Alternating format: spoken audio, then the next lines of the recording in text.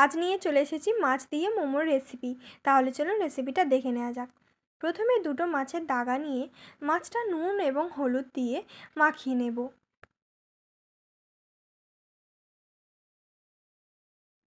এবারে মাছটা একদম হালকা করে ভেজে নিতে হবে, তার জন্য কড়াইতে তেল দিয়ে দিচ্ছি।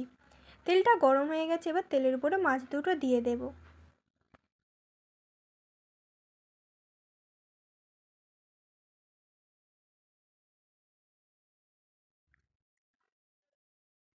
মাছটা একদম হালকা করে ভেজে নিয়েছি, এবার এটা তুলে নিচ্ছি। এবারে মাছ থেকে কাঁটাগুলো ছাড়িয়ে নেব। মাছ থেকে সব কাঁটাগুলো বের করে নিয়েছি। এবারে মাছের উপরে দিয়ে দিচ্ছি পেঁয়াজ কুচি, কাঁচা লঙ্কা, ধনিয়া পাতা কুচি, রসুন বাটা, আদা বাটা,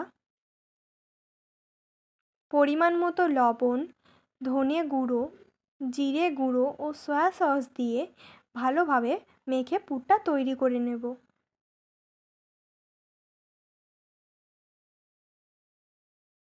পুরটা তৈরি হয়ে গেছে। এবার আমি যে আগে থেকে ময়দাটা মেখে রেখেছিলাম ওগুলো একদম ছোট্ট ছোট্ট গোল গোল লেচি করে নেব। এবারে লেচিগুলো ছোট্ট ছোট্ট করে বেলে নেব। এটা একটু পাতলা করে বেলে নিতে হবে।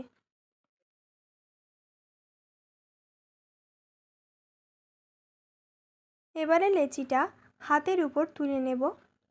এবারে এর মাঝখানে পরিমাণ মতো পুর দিয়ে লেচিটা মুড়ে মোমোর আকারে করে নেব।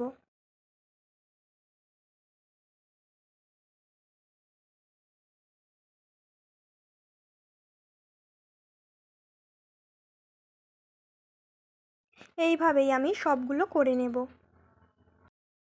এইবারে আমি মোমোটা যেই থালাতে ভাবিয়ে নেব সেই থালাতে একটু তেল মাখিয়ে নেব। তারপর এই থালাতে মোমোগুলো একে একে দিয়ে দেব।